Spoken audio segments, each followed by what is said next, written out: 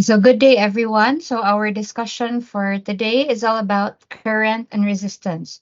So, at the end of this lesson, we are expected to be able to describe an electric current, describe Ohm's law, differentiate between resistance and resistivity, identify the factors that affect resistivity, and calculate the equivalent resistance of resistors connected in series and parallel. So, in our previous lessons, we have studied about static electricity. That is, electric charges that we studied were at rest. So in this discussion, we will study about the charges which are already moving. And this flow of electric charge, this moving electric charges, their flow is called an electric current. So we focus on this electric current because this is very applicable in our daily lives.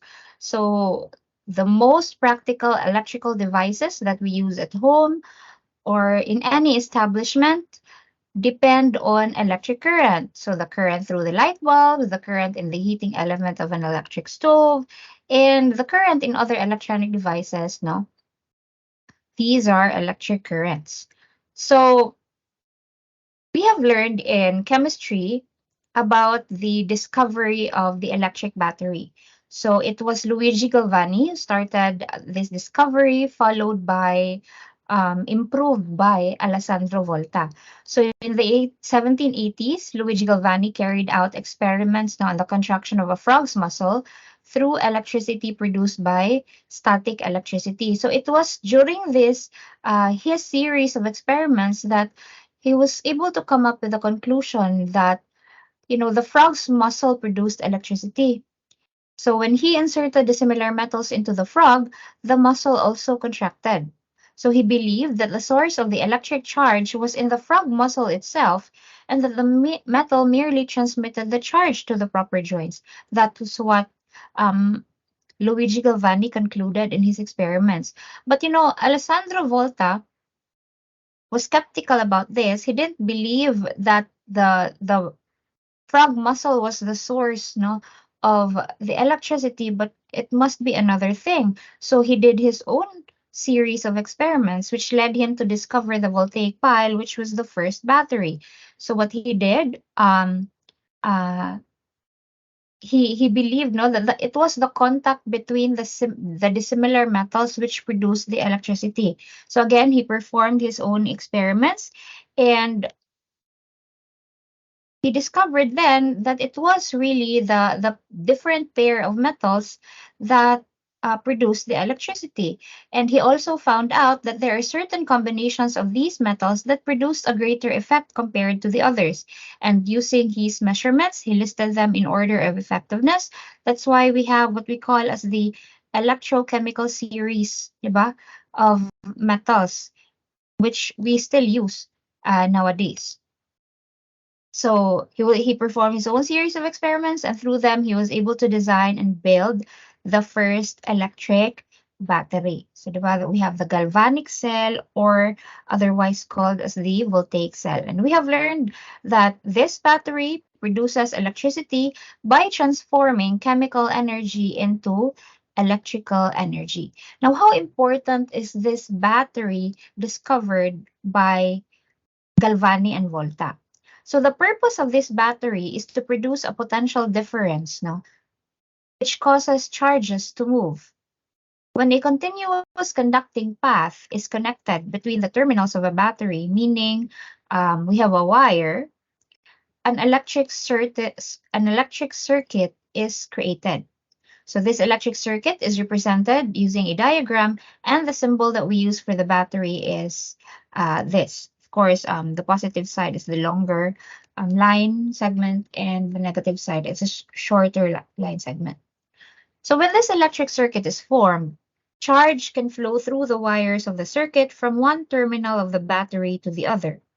As mentioned, this flow of charge is called the electric current. So more precisely, this electric current, wherein we use the symbol or the variable I to represent the current in a wire, is defined as the net amount of charge, delta Q, passing through the wire's full cross section at any point per unit time delta T. So that's the rate, no, of the flow of the charge per time. So I is delta Q over delta T, which we just, um, we just use I equals Q over T. So the unit of I is ampere, and that is equivalent to the unit of current is ampere, and we use the variable letter A to represent ampere, and that is equivalent to 1 coulomb per second. So let's solve a problem. A steady current of 2.5 amperes exists in a wire for 4 minutes. How much total charge passed by a given point in the circuit during the time? So remember that for I equals Q over T, the unit of the charge Q here is coulombs, and the unit of the time T here must be seconds. So our given is 2.5 amperes, that is our current, and we have here our time T, which is 4 minutes. But you still have to convert that. So you don't have to convert in advance, you can just convert it while solving. So we're not looking for the current, but we are looking for Q. So therefore, Q is equal to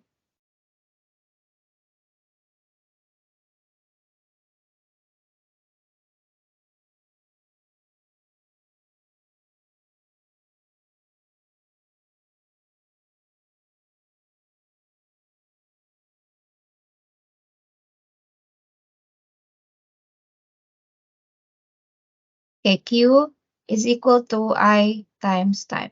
So that is 2.5 amperes times 4 minutes, but we multiply that by 60 seconds for every 1 minute. So the total charge passing through um, the total charge passing by a given point during that time is 600 coulombs. So how many electrons would this be? So if we let, diba, that Q is the total charge,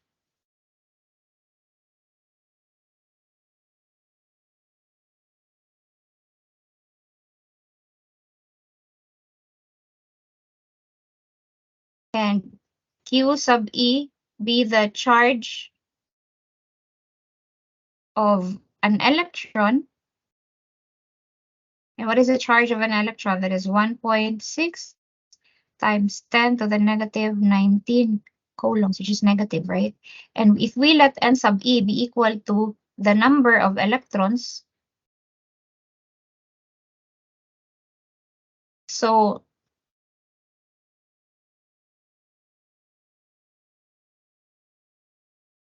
N sub E is equal to the total charge Q divided by the charge per electron. So that is 600 coulombs divided by 1.6 times 10 to the negative 19 coulombs per electron. So dividing that, we were able to get the number of electrons, and that would be equal to, the number of electrons would be equal to 3.75 times 10 to the power of 21 electrons.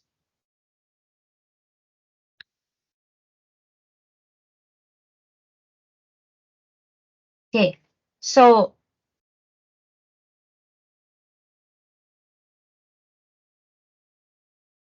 I've mentioned a difference in potential is required for an electric current to be produced in a circuit. So this potential is created by connecting the ends of a wire to the opposite terminals of the battery. Now, the relationship between the potential and the current was established by George Simon Ohm through his experiments. And he concluded that the current flowing through the wire is directly proportional to the potential difference on its ends. The current in the wire does not only depend on the voltage, the potential difference, but also on the resistance it offers to the flow of the electrons. That was his discovery. Now, the flow of electrons in a wire is impeded. There is resistance for any wire, there is resistance because of the interactions with the atoms of the wire. So the higher the resistance, of course, the less the current for a given voltage, meaning resistance is inversely proportional to the current. Current is inversely proportional to the resistance. Current is directly proportional to the voltage. So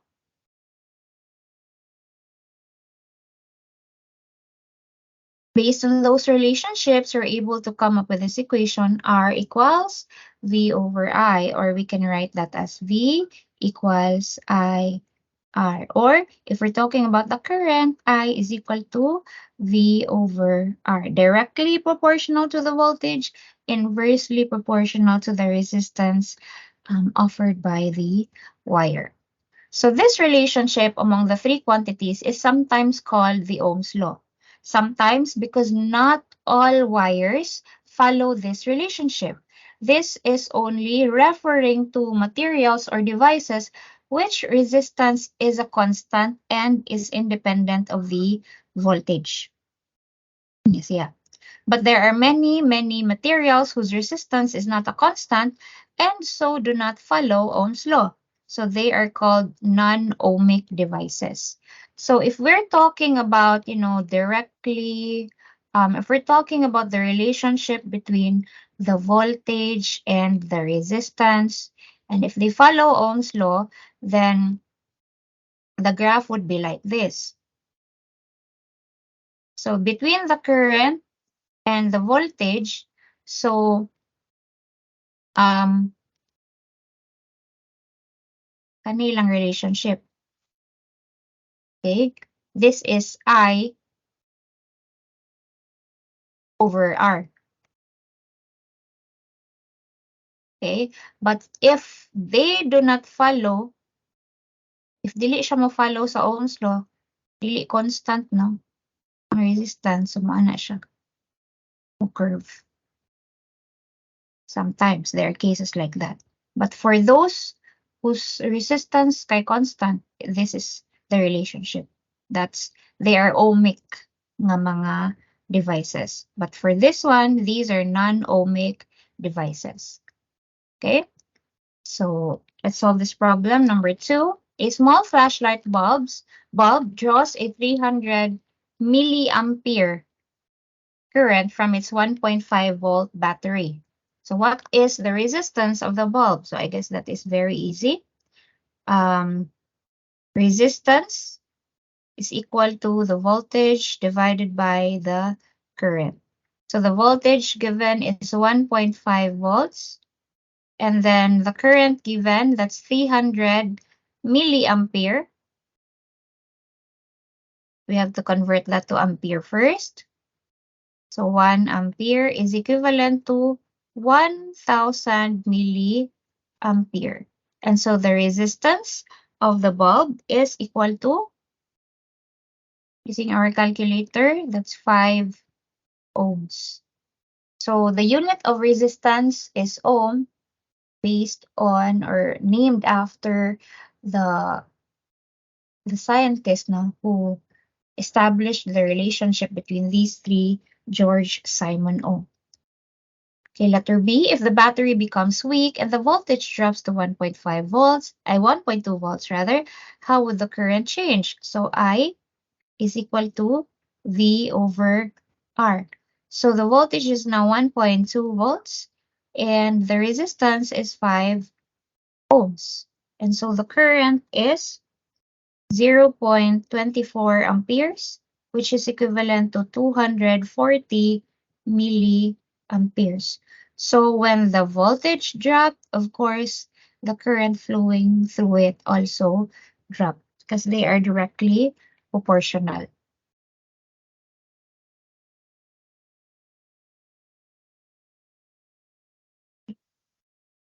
So all electrical devices offer resistance to the flow of current, diba? Because of the atoms, no? So In many circuits, particularly in electronic devices, resistors are used to control the amount of current. So in addition to the resistance offered by the wires, butangan og daghan resistors. So resistors have resistances ranging from less than an ohm to millions of ohms. So there are types of resistors. We have the wire-wound resistors, which consist of a coil of fine wire. And we have composition resistors, which are usually made of carbon. So when we draw a diagram of a circuit, the symbol that we use to represent or indicate resistance is this one. So meaning na ay gibutang na resistor diha. Right. So, as stated, a conducting wire offers resistance to the flow of electrons. So, for a conducting wire of uniform cross-section, the resistance it offers is directly proportional to its length and inversely proportional to its cross-section. So, directly proportional to its length. So, the longer the wire, the greater the resistance, and inversely proportional to the cross-sectional area, diba? So, kung mas nipis ang wire, mas unsa man ang resistance, mas dako ang resistance. The greater the cross-sectional area, because big ang cross-sectional area, it allows the charges to flow, then the lesser the resistance. So this relationship is given by the formula R equals rho L over A. So directly proportional to the length, inversely proportional to the cross-sectional area ang resistance, where rho here is a proportionality constant, and that is called the resistivity, and it depends upon the type of material used. So we have here the resistivity of the different types of materials. All right, let's solve problem number 3. A 20-meter copper wire must have a resistance of less than 0.1 ohm. What diameter of wire must be kept? So we know that the formula for finding the resistance is equal to rho L over A. So diba, wires are cylindrical. So the longer this wire, the area is here, kani. That area. So the longer the wire, mas taas man og daganan ang charges class. So that's why the greater the resistance. But the bigger the cross-sectional area, mas mo allow siya og flow sa charge. That's why the greater the area, the lesser the resistance.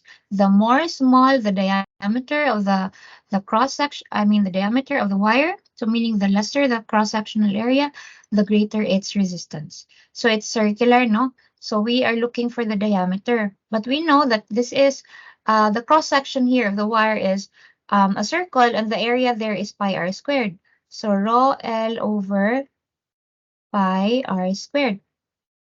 So we're looking for the diameter, so we'll just use r here. So r squared is equal to rho L over pi r. And so r is equal to the square root of rho L over pi r. Square root of rho. What is the proportionality constant? So we have to look at the material here. It's copper. And so the resistivity of copper is 1.68 times 10 to the negative 8. Unit is ohm meter. Okay. 1.68 times 10 to the negative 8 ohm meter. Please extend your square roots. And then the length of the wire it's quite long. It's 20 meters. And so pi, and the resistance is 0.1. That's not meter, it's ohm.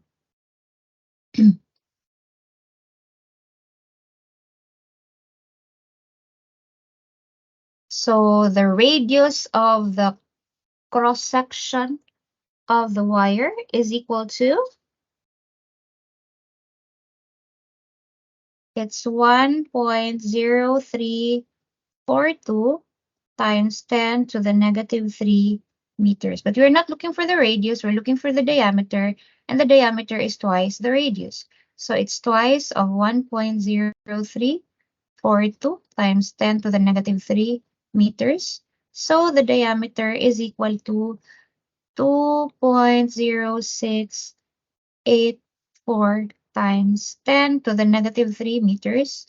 If you were to express that in millimeters, that's 2.0684 millimeters. So that's the diameter. So it must be at least condition 2.0684 millimeters. Okay, problem number 4. A wire of resistance R is stretched uniformly until it is twice its original length.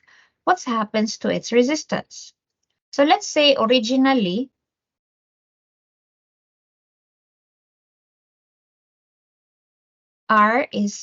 resistance is R sub O, length is L sub O, and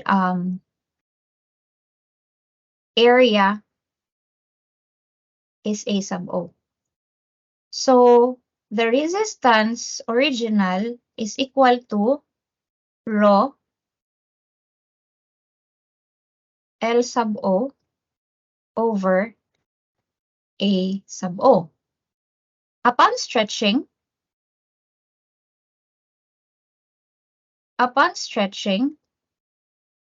the resistance is R, the length is L, and area is A. But then this L has been stretched, it is twice the original length. So R is equal to rho L over A. That's rho times twice of L sub O. But what happened to the area, the cross-sectional area, when the wire was stretched?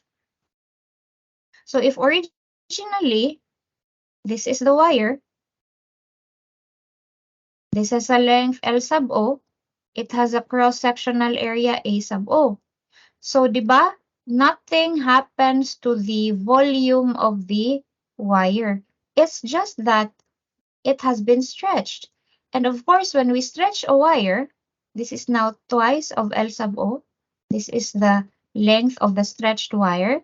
But what happened to the cross-sectional area?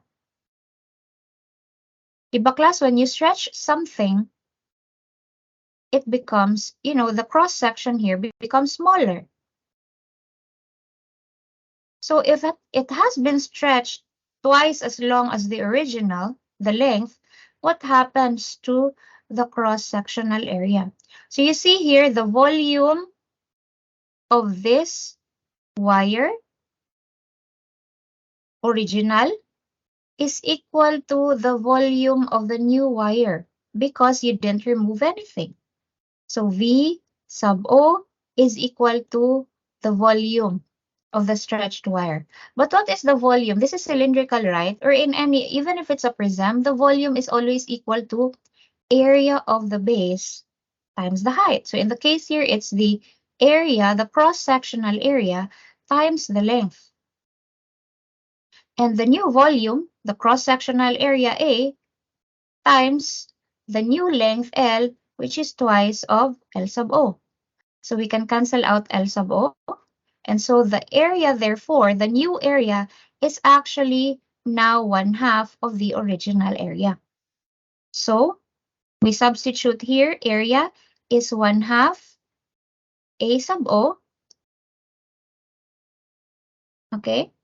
And so what is this? R is equal to 4 rho L sub O over A sub O. And this rho L sub O, A sub O is actually our original resistance. So what happens to its resistance? When the length has been stretched to twice its original length, its resistance is increased by 4. So we expect all, di ba? Length is directly proportional to the resistance. So of course, ni-increase ang ihang resistance because the length has been stretched. So this is the relationship when the length was stretched twice its original length. All right. Let's talk about the temperature dependence of resistivity. So the resistivity of a material somewhat depends upon the temperature. In general, the resistance of metals increases with temperature. So if the temperature change is not too great, the resistivity of metals increases nearly linearly with temperature, and that is given by this formula. So resistivity at temperature T is equal to the resistivity of the material at some reference temperature T sub 0 times the quantity of 1 plus alpha times T minus T sub O, wherein alpha here is the temperature coefficient of resistivity, which we can also find here in the table. So resistivity and temperature coefficient of resistivity. So when the resistivity increases with increasing temperature, alpha is positive as it is for metals. So we can see here. And when the resistivity decreases with increasing temperature, meaning inversely proportional, alpha is negative, no, as it is with semiconductors here, like carbon, germanium, and silicon. Okay, so let's solve problem number 5. At 20 degrees Celsius, the resistance of a platinum resistance thermometer is 164.20 ohms. When placed in a particular solution, the resistance is 187.4, meaning increase siya. What is the temperature of the solution? So do you think it's greater than 20 or do you think it's less than 20? So meaning here, class, our reference temperature is 20 degrees. So at T sub O, 20 degrees Celsius, this is resistance, resistance O equals 164.20 ohms. It is placed in a particular solution such that the resistance R is now 187.4 ohms. Question is, what is the temperature of that solution? So platinum ang material. So the temperature coefficient of platinum, alpha, is 0.003927. The unit is per degrees Celsius. So we might be wondering, ma'am, this is resistance, and the formula given here, this is actually the resistivity, no, the temperature dependence of resistivity. But we know that resistivity, resistance, you see here in this formula here, R equals rho LA, resistance is directly proportional to the resistivity. So if we multiply this equation by L sub A, L over A rather, okay, let's write this again. Rho T equals rho sub 0, 1 plus alpha T minus T sub 0. When we multiply this entire equation by L over A, so we have here rho T L over A equals rho sub 0 L over A times 1 plus alpha T minus T sub 0. But what is this rho L over A? Rho L over A is resistance, meaning this is resistance at temperature T is equal to the resistance at the reference temperature R sub 0 times 1 plus alpha T minus T sub 0.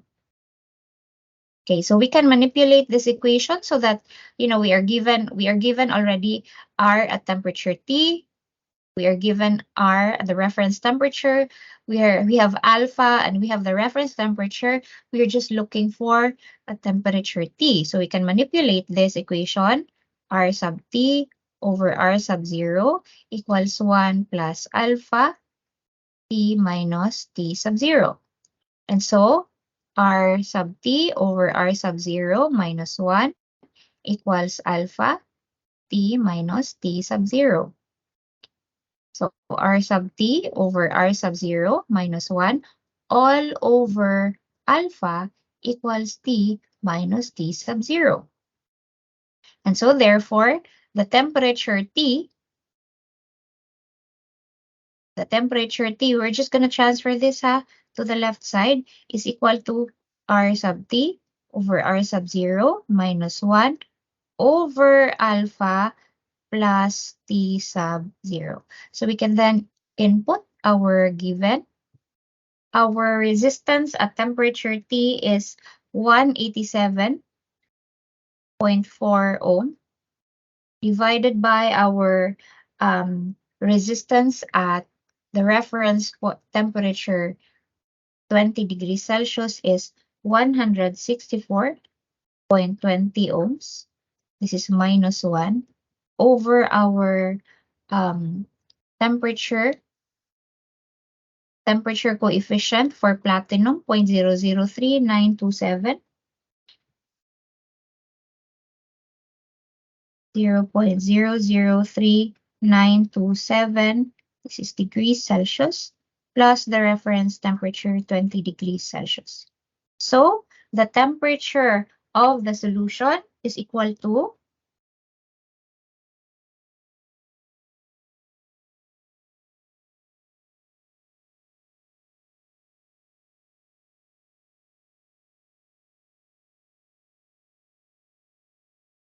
it is equal to 55.9794 degrees Celsius.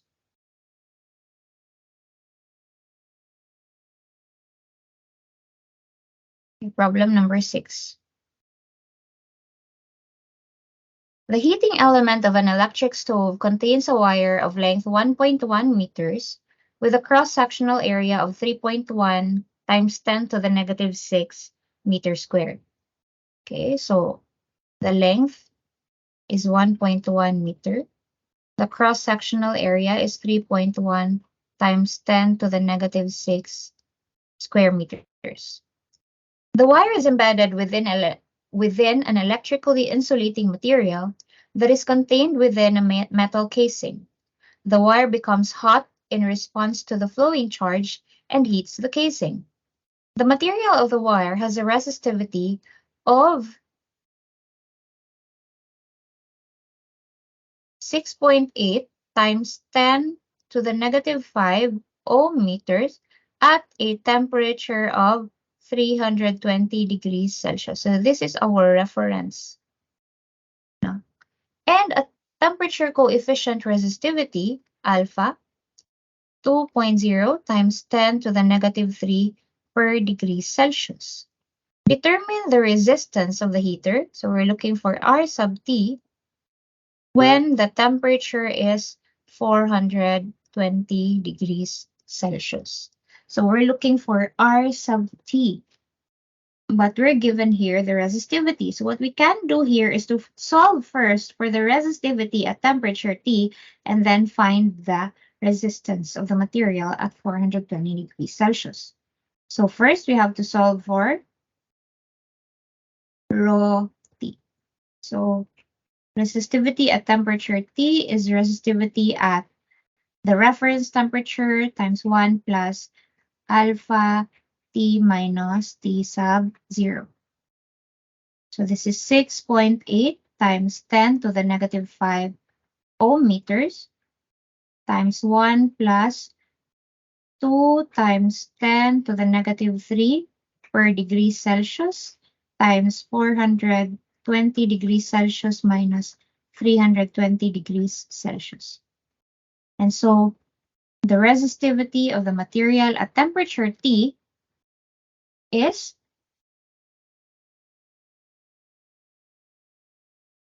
that is 8.16 times 10 to the negative 5 ohm meter. So then we can now solve for the resistivity of the material at that temperature. So R sub T is equal to rho T L over A. So that's 8.16 times 10 to the negative 5 ohm meter times the length is, what's the length? 1.1 meter divided by the cross-sectional area of 3.1 times 10 to the negative 6 square meter. And so the resistivity of the material is equal to at 420 degrees Celsius is 28.9548 was the unit ohms. The resistance of the material at 420 degrees Celsius is 28.9548 ohms. So we're going to talk about the connections of resistors in a circuit, whether series or parallel, or a combination of both in the next video.